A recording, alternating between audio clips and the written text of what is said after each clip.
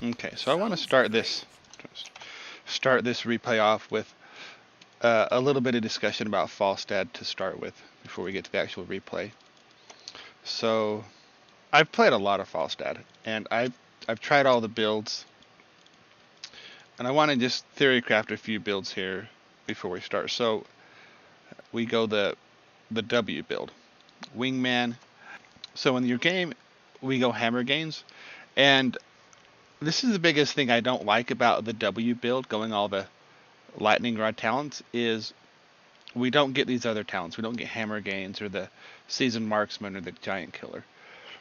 But one thing I've noticed is when you go W build, and I've tried Hammer Gains with this build, the shield, the thing that you got to realize is, okay, charged up, two more, and then whatever there, Thunder Strikes.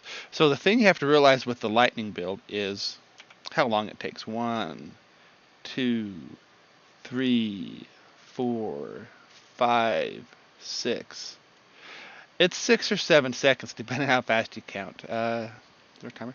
It's a long time. In my opinion, when I go the lightning build, I need this. I need the sustain to help last that long. I need the extra shield. So that's why I recommend the shield talent at 4. You don't have to, but this is the recommendation. The shield talent at 4 to help you get that lightning ability out, because the hammer gains, the life regen is good for a longer team fight to keep you filled up. It's a really, really good talent. But when you go W build, I think it's almost necessary. I've done this exact build here with the hammer gains, and it's less impactful. So you go the lightning here. You can keep, because it's so long that you have to keep that target in range. That shield helps you just last. Let's also talk about the biggest downside of the W build. The main thing that it's good for, 3 heroes in particular, Valera, Illidan, and Varian. It really shuts them down because it's an area of denial.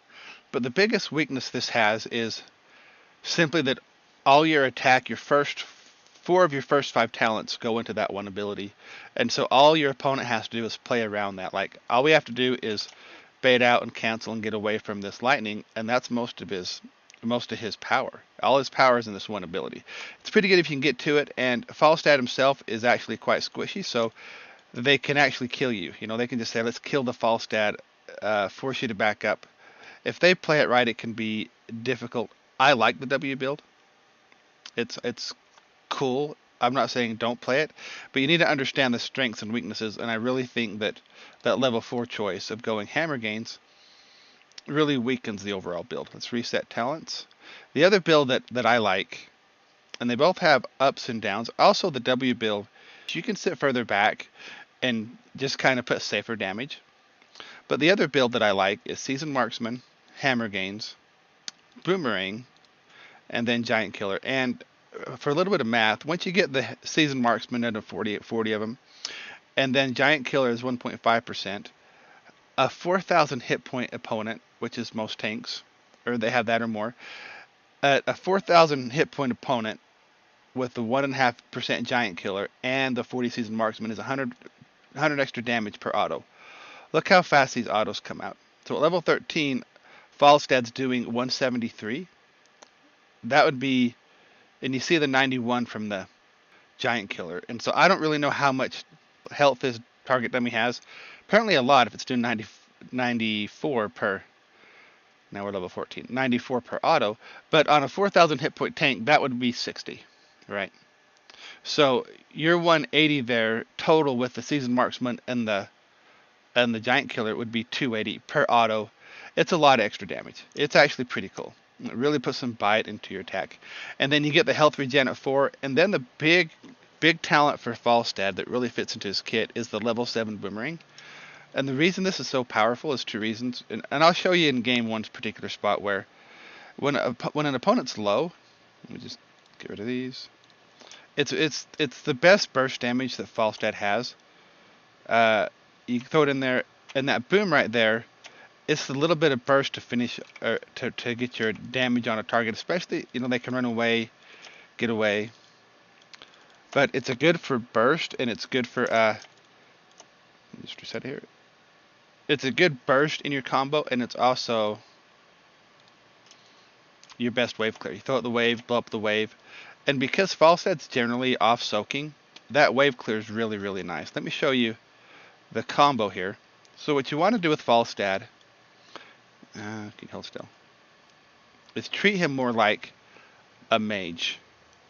And, well, let's just go over the three things first. Let's go over defense. So for defense for Falstad, your trait is, if you don't take damage, you go a little faster. That's good to have. You need to pay attention when that's on or off. Full health, and the only other real defense is your barrel roll. That's going to be what gets you out of danger and keeps you alive. And Falstad, if you've ever played Falstad, I'm sure you have, incredibly squishy. So you have to rely on good positioning, being full health in your fights. You can't afford to already have some damage gone. So I'm going to give Falstad 1 point for his barrel roll, 1 point for being full health, and that's it, 2 points. And I need to watch when those are down. And then when are we in trouble with Falstad? You know, I like to say 50%, but he's so squishy. Let's say you can try different amounts, but when he gets down to 3/4 health, he's just gonna die. You know, you need to, this danger point of when am I in trouble with Falstad happens pretty quickly. So you can decide where that wants to be, 50%, 60%, 70%. I'd recommend a little higher, 60, 70%. And basically once it hits that, doesn't matter if you have a barrel roll, doesn't matter what else, you're in a weak position. You need to be careful, realizing you can get instantly blown up because he's so squishy to start with.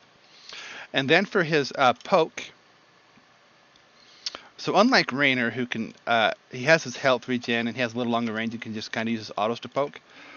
Falstad can do that if it's safe, you know, if the tank can't get in his range here, it's okay. But he's more, you kind of want to use him more as more of a mage, and you kind of want to look for opportunities, you know, move around, be safe, but look for an opportunity to get your combo. I used to all the time poke with my Q, and I thought it was a good thing. You get damage out and stuff, but the big problem with this is you're always juggling your abilities. If I use it for poke, now for the next 9 seconds, I don't have my combo up, right? And I found I had started to have way more success when I would simply hold my Q. I'd use it once in a while, but I'd try to hold it for the combo. So I get my lightning off, I get the Q off, I get the boomerang off, I get my autos attack in. All that together is a lot more burst damage and focus damage in my combo, and that's how you get picked. So let's look at the combo here. You want to get up close enough for your lightning to hit. Start with that, hit the lightning. You can use your Q whenever you want and do your boomerang. Sometimes you're going to want to hold it for a second if I have an ice block or some way to avoid it, but basically somewhere in that combo you want to start with lightning, get out there, get all that damage. It is a lot of damage. Now I'm not going to go over I'm not going to spend 10 more minutes here and go over the damage numbers. You can if you want, but when I did the testing, this combo here lasts about, I think, about 4 seconds. It's less damage than the other combo I'll show you, the W combo, but it's more DPS. It's a little more DPS damage per second. And this other combo, Wingman, you know, you get Wingman up to 50% for this test. Static shield charged up. This is more damage, but it takes a few more seconds. It's actually less damage per second, but it lasts longer. So somehow you got to keep it on there for a little longer, and you're going to do more damage. I think it's about 5,500 over the course of the attack, just using all your abilities, and then auto attacking the entire time. It's about 5,500. It's about 4,000 around there, a little more, a little less for the other one, for the other combo I showed you, the other talents. I prefer, I mean, they both have their place. Play whatever you want. That's just the differences. I'm going to say I prefer. The biggest problem I have with this W build, the lightning rod, is I don't get the other talents. You know, I really miss Seasoned Marksman. I really miss Hammer Gains. I really miss Boomerang.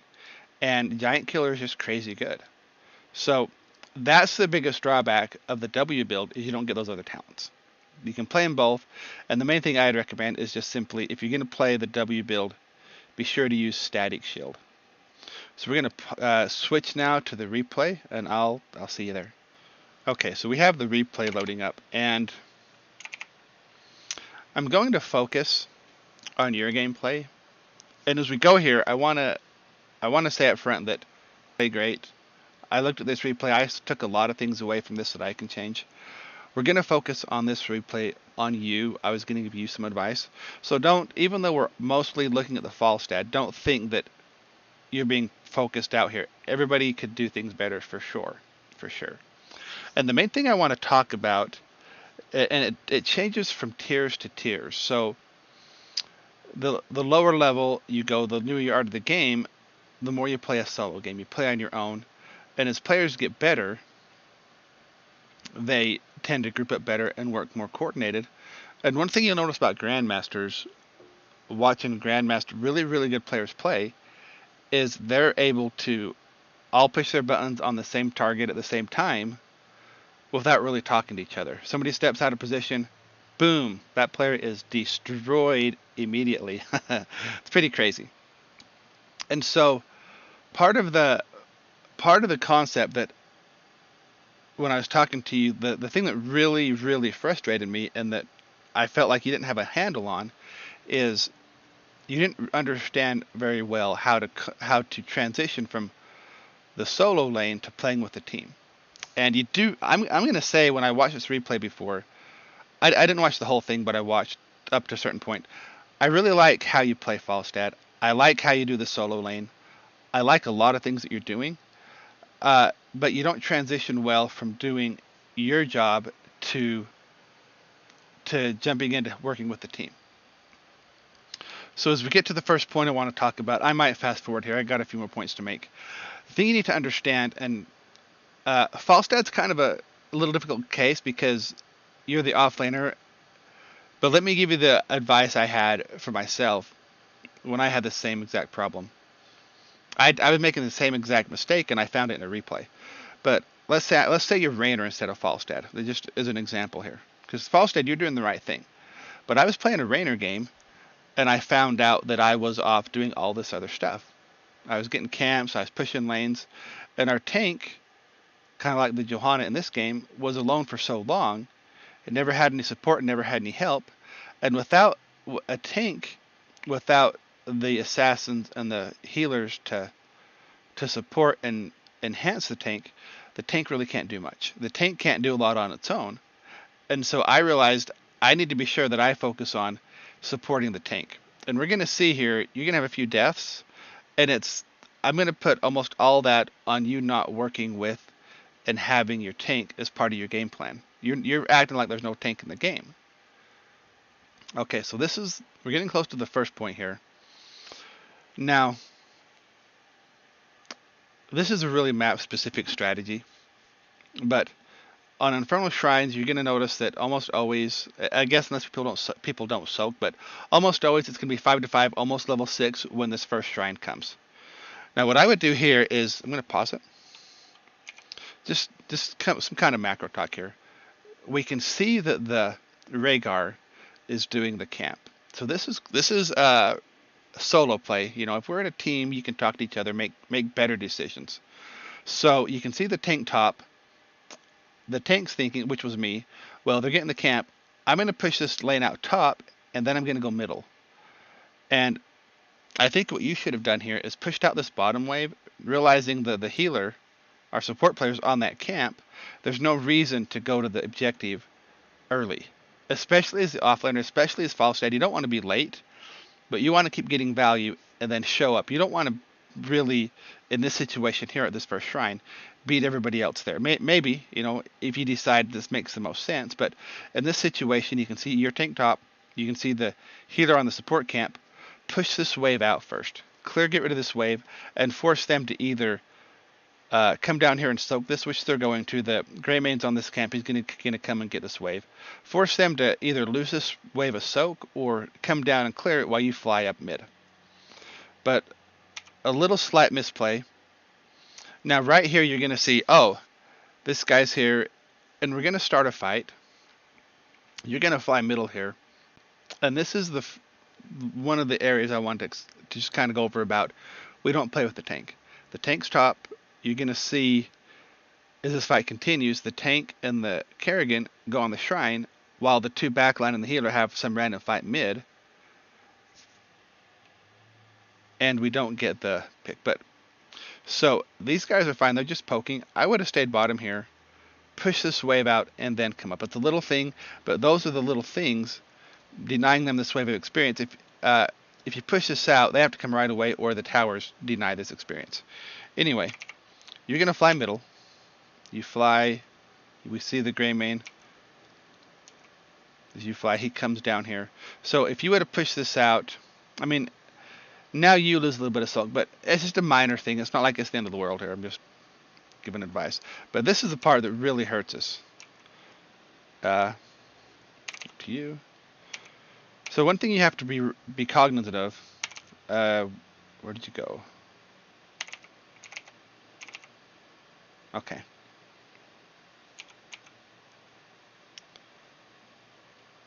Are you out of mana? Oh, you are stunned. Okay, so let's just back this up here. So you fly up here for this fight,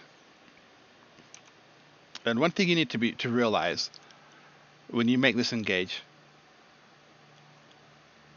and I know that I'm pausing the game and we're stopping in slow motion, and we're treating this like it's a turn-based game. I don't expect you to understand all this stuff in the heat of the moment. We're just pausing it so we can look at it, think of our analysts, think of how we think about it, so you can make better decisions in the future, realizing, oh, that was something I could have done different. So a couple things here to realize is your tank's not here. That guy is Esom's. So this is the healer, but you have to kind of assume that. I mean, and you saw the tank here when you flew a second ago, but the healer has support, and so what you have to do here in this situation is realize I'm in an aggressive position. He's going to have support. I'm going to have to somehow dodge this Anubarak if I want to kill this support. Unfortunately, you're so close to the Anubarak, it's probably hard. If you could somehow barrel roll away, like up right this second, without getting stunned, you can probably kill the healer. But at this point, she gets away. She has hills. You could have left earlier. Not a big deal. It's hard, like a half second. It's hard to know in the moment, but you have to somehow avoid that stun. But the bigger picture, you probably did the best you could. But the bigger point is the two assassins engaged the enemy team without the tank. This seems to be a common theme this game, and that's what the tank does. The tank gets in the middle there, the slows, the condemns, the harassment, the intercession. They just bother and give you space to get those picks. When you go in with that attack right there with no tank, and that right there, that particular instance, maybe you would have got her, maybe there's nobody there. It's worth a shot. I'm not saying that was all bad, but that's the kind of play that if you make it without a tank, we just go in with whatever we have. That's how those turn out. They have a tank, they pill, they stun you, they get away. You have to run away with a low health.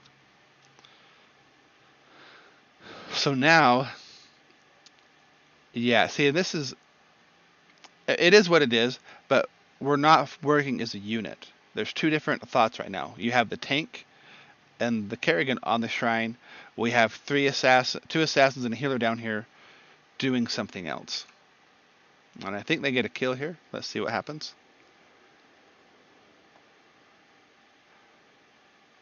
Now this is all fine and dandy if nobody dies. We're fighting over the shrine.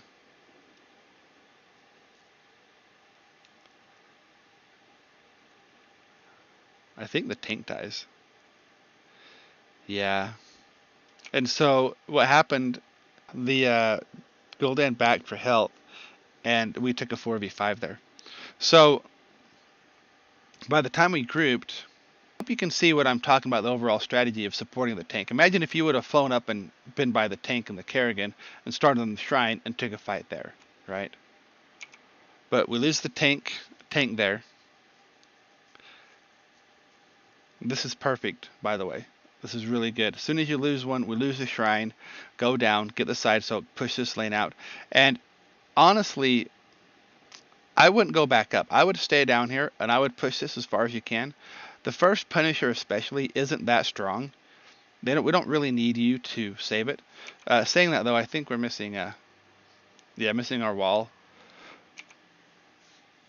So either way is not the end of the world, but it's not the worst thing to sit there and just push this lane out because you are the offlaner.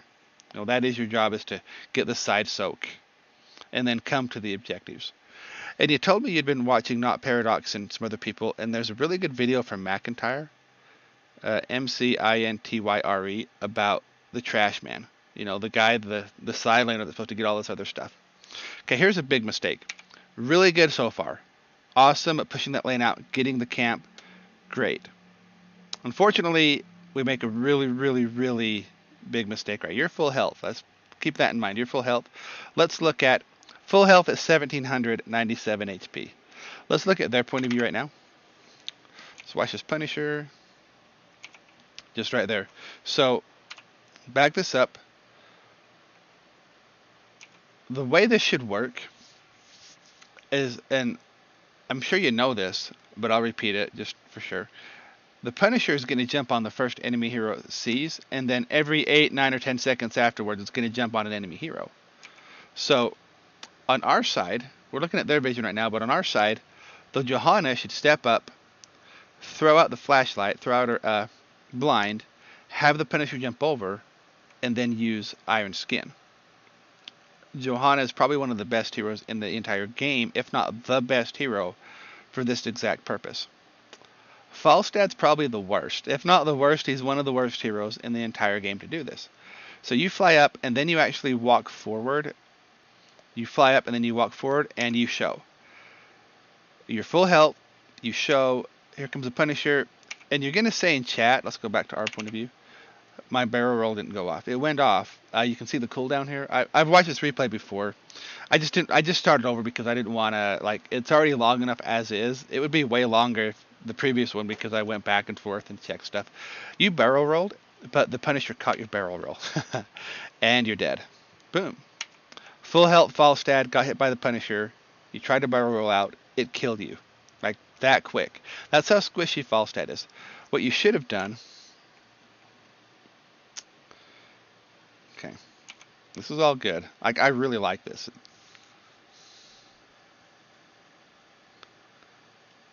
Putting that pressure, you fly up.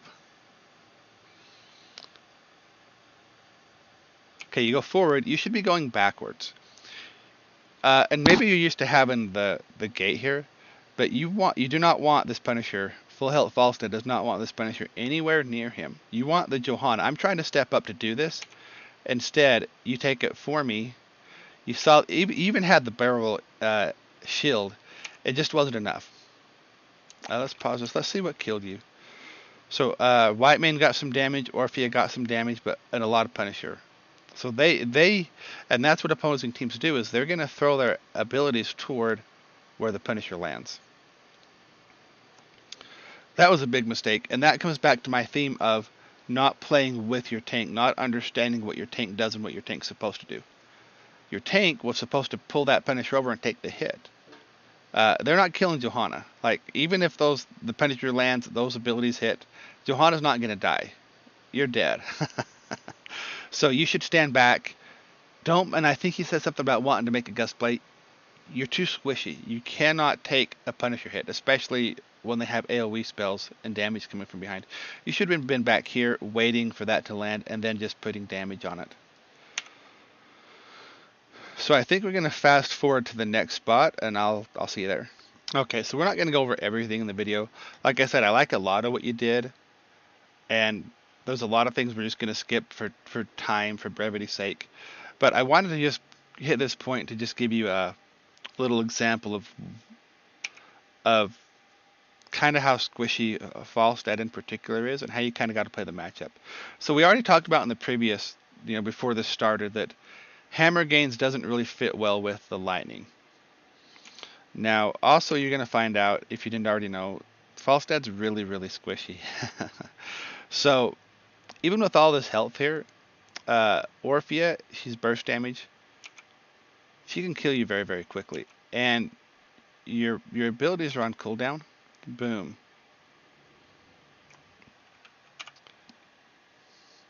Let's watch that again.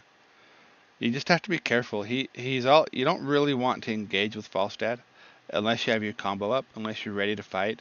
So you don't have barrel roll, you've already used it, you don't have lightning. You kinda just have to even though you're full health shield, you need to just sit back and wait. You're not gonna win this trade. And that's one of the parts that I struggle with. I have to figure out how to I can't just go play Falstad out of the blue after not playing him for a while because I have to get used to the incredible squishiness. Like right here, and I'm not even saying that you did this wrong. I'd probably make the same. I would probably make the same mistake, but it's crazy how quickly this dude can die. Like, boom, you're full health, one hit, you're down to 1200 from 1800. Here comes the combo, but you didn't. But the problem you had is you didn't have your combo up. You don't have your escape. You're just dead. So, one thing to make this work better, let's pretend a couple things. Let's pretend that you had the shield talent at 4 for the continued shields, and then you waited for the. And also, if you're going to use your barrel roll there, don't come back in. But let's assume you had your shield at 4 instead of the hammer gains, and let's assume that you didn't use barrel roll. This is also a reason, you're using your talents to clear this wave. That's where Boomerang comes in really handy. We have a talent. Anyway. Probably because I rewound it. But at this point, even though you have a lot of health, I would just walk away until she dismounts. But when you make this barrel roll, you're out of the game. You as you see here, you can't fight Orphea. You can't go back in and contest her. But let's say you wait, and you get your lightning rod back and your barrel roll back, and then you engage her. What you'd want to do is get the lightning on her, and then just try to juke as soon as you see an ability coming. Use your barrel roll to juke left or right, dodge it, and then you should be able to kill her. But without your burst, without your combo, it's going to look a lot like this. And there goes a full health Falstad. Now there's the B steps.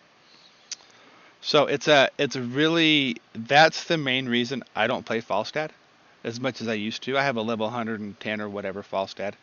I want to start playing again, but I'm going to have to figure out how to make that work in my gameplay. How do I deal with that? And it's just a matter of playing safe and playing the game right. Playing it very clean positioning. So let's go to the next point. I think we're just about done here. I'll see you at the next point. Okay, so this is the next point, and this is something, and part of this replay isn't normal assassin play. You're the off-lane side folk Falstad. Part of winning is learning how to make positive plays, learning how to make big plays to bring your team back. So in this situation, for some reason, we can see the Nubrak. We know Nubrak's top. We can see 2 middle. And we're down a talent. We're down a level. We're down 2 levels. We're way behind. So at this point, soaking's not going to get us back in the game. Now, it's not your fault, but this entire game, the tank hasn't been getting much support. But I can pretty much tell, at least I assume that Greymane's on this camp, and I'm heading towards it. It's just game sense. Could have been wrong. I'm right this time.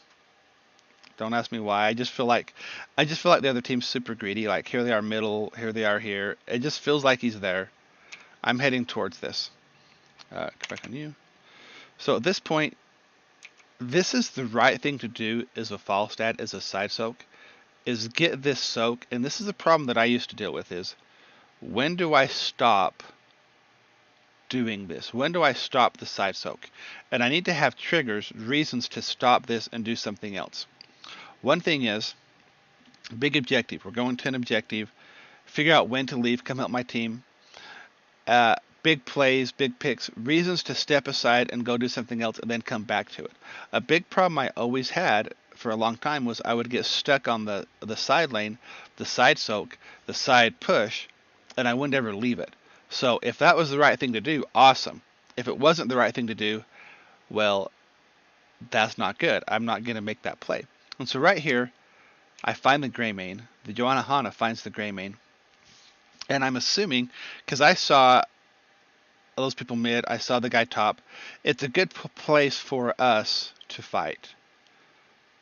But I needed some teammates. And I think, oh, here's Falstad. Come help me get this gray main. At least force him away, get the camp. Did he get the camp? I don't think so. But we just keep pushing the wave here. And the problem is, like I said, we're 2 levels behind. We need this pick. Getting this pick right here is going to make a big difference in us coming back in this game. We're going to get the pick. And I don't really know. Oh, and we can see 2 people up here. They're up there. But we don't know where the rest are. I don't know where Orphe is. But I'm hoping here comes the Falstad. And I get in a big fight here. And I just keep hoping, hey, somebody show up. Falstad, you're 1 screen down. Can you please come kill this guy for me? I can hold off. And I was trying to wait to use my Blessed Shield and my other talents for when he got there. But, and I actually think this Grey Maid made a big mistake. He knows where his team is. We can now see Orphe up there. He knows his team's not with him. He should be running away. He should assume that I have help. He thinks he's going to kill me, and he probably should. And I'm getting to the point where I got to run away. Finally, the team gets here. He's dead. You could have had this kill a lot sooner. Now, the point is, bigger picture, this right here is awesome. We needed the big pick. We got it, but that's a play that you can look towards in your games of what's the tank doing? There's the play, let's make it. And then go right back to this, right back to your soak. You know, there's nothing wrong with this, but there's times when you need to make a little different play, right? And you see me, I think I was talking to you, yeah. Anyway, let's go to the next one. Okay, so this right here is another example, and this is the entire theme of this replay, is you not understanding what the tank means to you in coordinated play in Storm League. You're trying to be the tank. The exact same thing that happened last time is going to happen again. Let's look at their point of view. You're going to show yourself, and I think it's because Sylvanas was able to poison you and it gave vision. Boom, there's vision. You bait the Punisher over, and again, you're going to die. Boom. So the reality is, in this situation, again, let's just watch this. Here comes your team.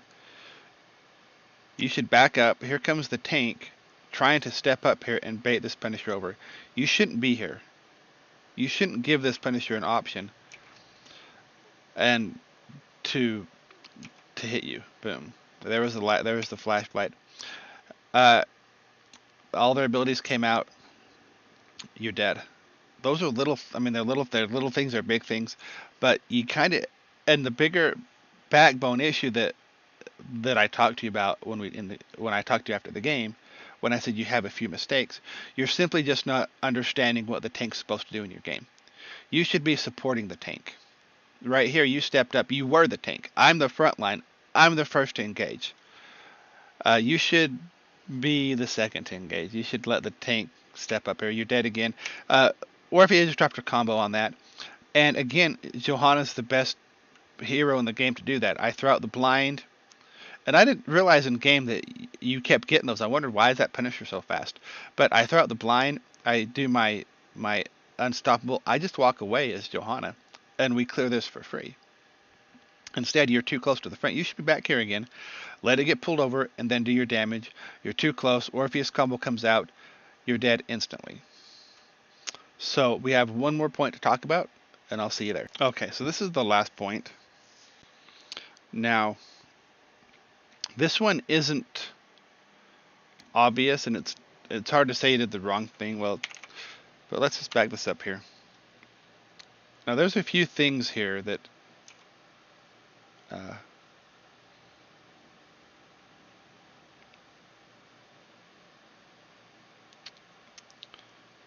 fly down,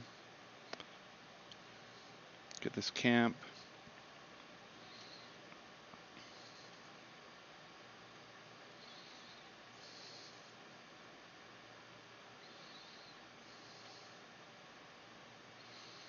And the fight's over. So the problem here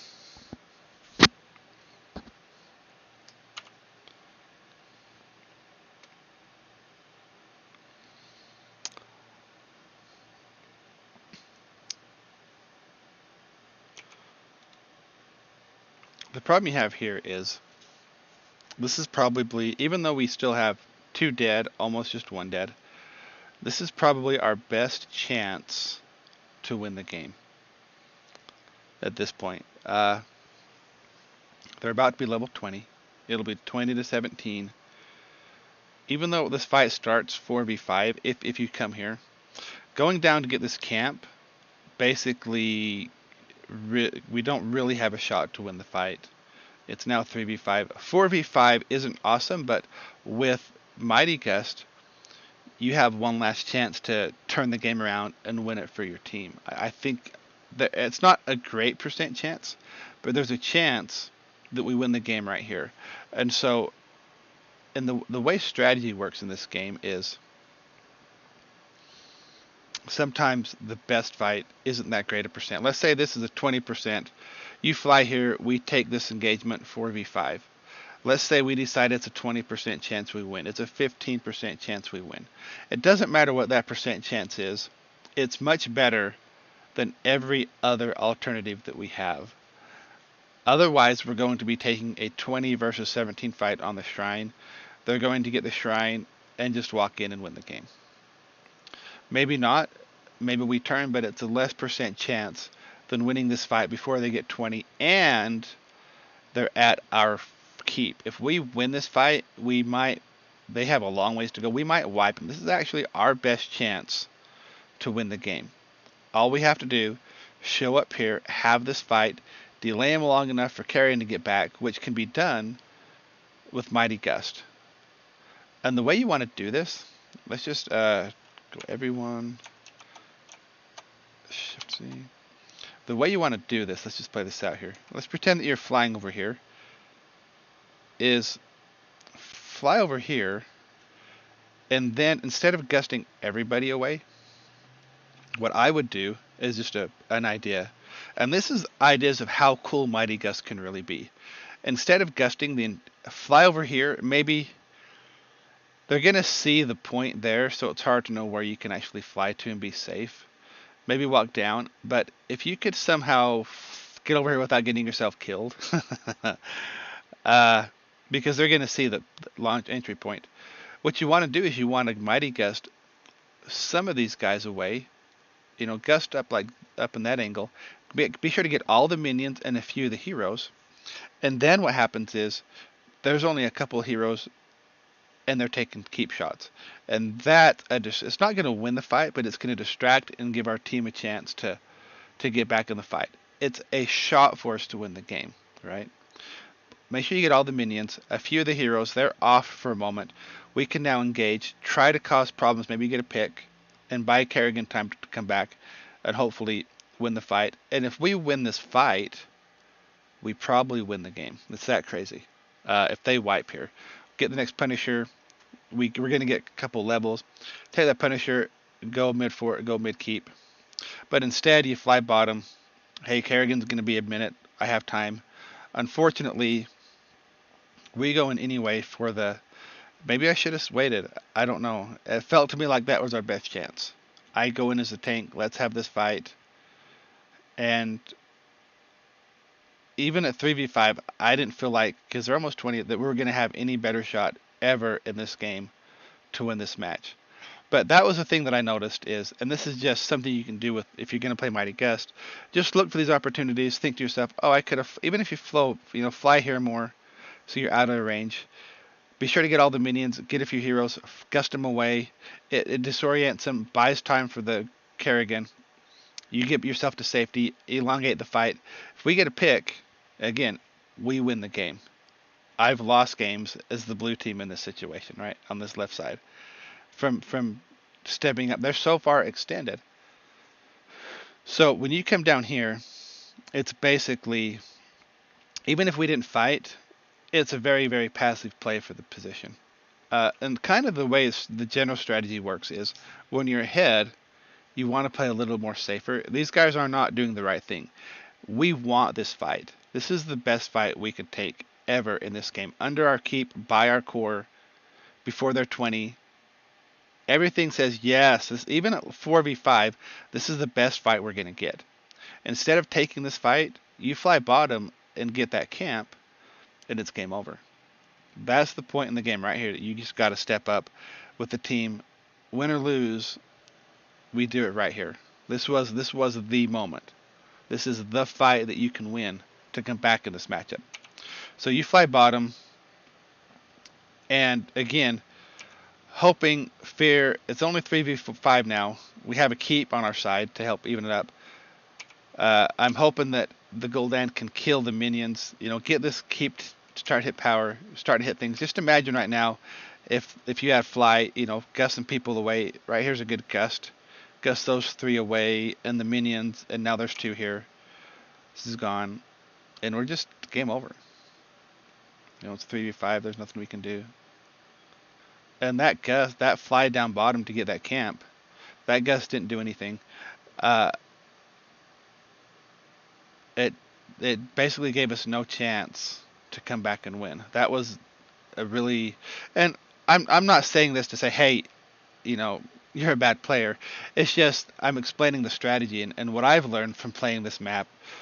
That's your chance. They're 20 now. If we don't take that fight, you got this camp here. That was our best chance to come back and win the game. And now we're taking a 4v5 2017. They got a pick. And even if I didn't engage as the tank, they get the key for free. Maybe they keep pushing up. Do we just back? I mean, when do we take this fight? I don't know. And the game's over. So, a lot of things, I don't know what to do as the tank. I watched this replay and say, do I just wait there? And it puts me in an awkward position as the tank. My Falstad flew bottom. Do we just sit back, let him get 20, let him take our keep? I don't know. Like I said, I still feel like that was our best percentage chance to win. But I died in the attempt. I was hoping like the Gul'dan could get a fear, or get rid of the minions. We had a keep to kind of even it out.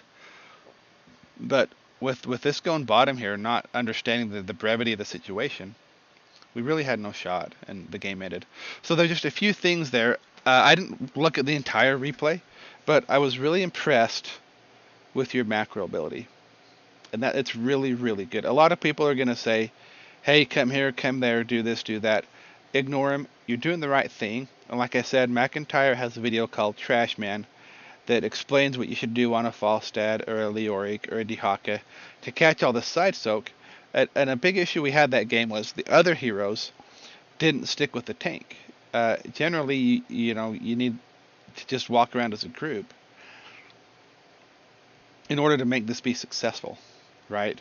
The tank by itself isn't going to kill anybody. It can disable, it can interrupt, it can cause problems, but it doesn't really do a lot of damage.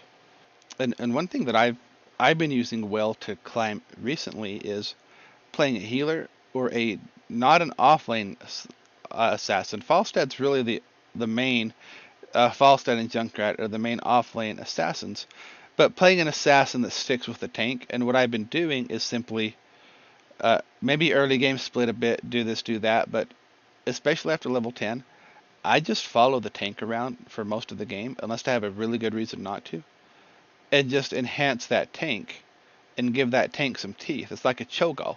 A tank, an assassin, and a healer, a 3-headed Cho'Gall, and then I just follow up on whatever the tank does, and that gives the tank some teeth.